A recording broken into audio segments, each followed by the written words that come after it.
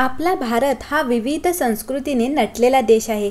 म्हणूनच प्रत्येक संस्कृतीला रूढी आणि परंपरा असतात. परंतु यापैकी काही जुन्या परंपरांमध्ये त्यांच्याशी संबंधित अनेक आरोग्य फायदे देखील आहेत. भारतीय परंपरातील अनेक गोष्टींची सांगड विज्ञानासोबत केली आहे. यामध्ये नमस्ते करणे असू दे, ध्यान करणे असू देत, हळदी घालून स्वयंपाक करणे, तांब्याच्या भांड्यातून पाणी पिणे आणि हाताने खाणे इत्यादींचा समावेश आहे. चला तर मग आज भारतातील या जुन्या परंपरामागे लपलेले आरोग्यवर्धक फायदे जाणून घेऊयात. पहिलं, नमस्काराचे महत्त्व. नमस्ते हा नम्रता आणि कृतज्ञता व्यक्त करणारा हावभाव आहे. अभिवादन करण्यासाठी भारतात याचा वापर केला जातो. जेव्हा आपण नमस्तेमध्ये हाताचे तळवे जोडतो तेव्हा त्याला अंजली मुद्रा म्हणतात.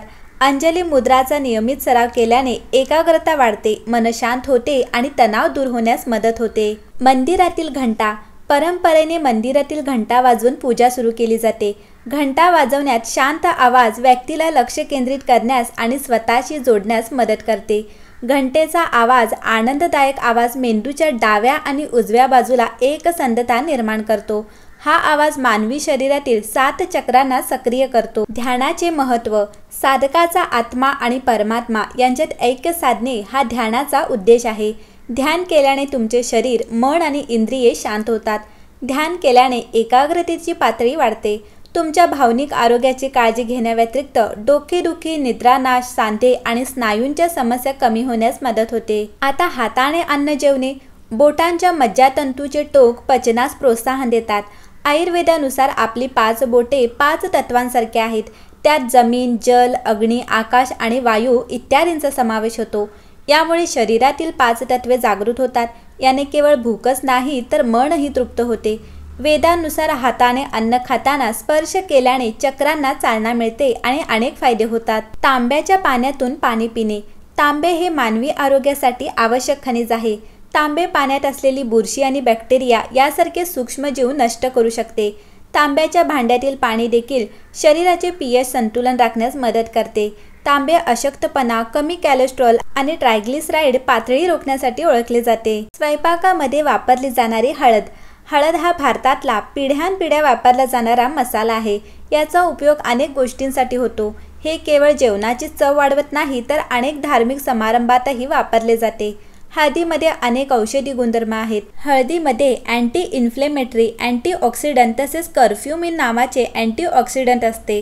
त्यामुळे रोगप्रतिकारक शक्ती वाढते आणि हृदयविकाराचा धोका कमी होतो. मंडळी, सूर्यमंडळ ज्याच्या वैज्ञानिकांनी खूप काळानंतर शोध लावला, पण याची माहिती आपल्याला ऋग्वेदात सापडते.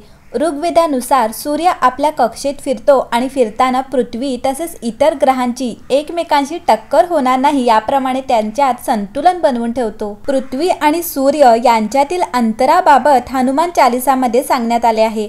हनुमान चालिसाच्या एका श्लोकात सांगण्यात आले आहे की जुग सहस्त्र जोजन पर भानु लीलो ताही मधुर फल जानू. या श्लोकाचा अर्थ असा आहे की भानू म्हणजे सूर्य हा पृथ्वीपासून जुगसहस्त्र एवढ्या अंतरावर आहे. जेव्हा वैज्ञानिकांनी हे अंतर मोजले तेव्हा ते जवळपास एवढेच होते. प्राचीन काळापासून हिंदू धर्मात शंखाला अनन्यसाधारण महत्त्व आहे. शंख वाजवल्याने अनेक फायदे होतात.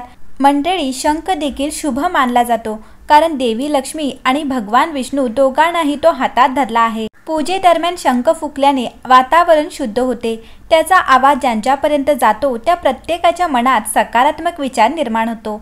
चांगल्या विचारांचे फळही साहजिकच चांगले असते. शंख फुंकल्याने फुफ्फुसांना व्यायाम होतो. श्वासोच्छवासाच्या रुग्णाचे नियमितपणे शंख फुंकल्यास तो रोगापासून मुक्त होऊ शकतो असे जुने लोक सांगतात. सर्वसाधारणपणे कापुराचा उपयोग पूजेसाठी करण्यात येतो, पण याच कापुराचे अनेक आरोग्यवर्धक फायदे देखील आहेत. कापुरामध्ये अँटीबॅक्टेरियल गुणधर्म असतात. त्यामुळे चेहऱ्यावरील पुरळ, मुरुमांवर कापुराचे तेल लावल्याने खूप फायदा होतो. यामुळे मुरुमांची समस्या दूर होऊन ते पुन्हा येत नाहीत.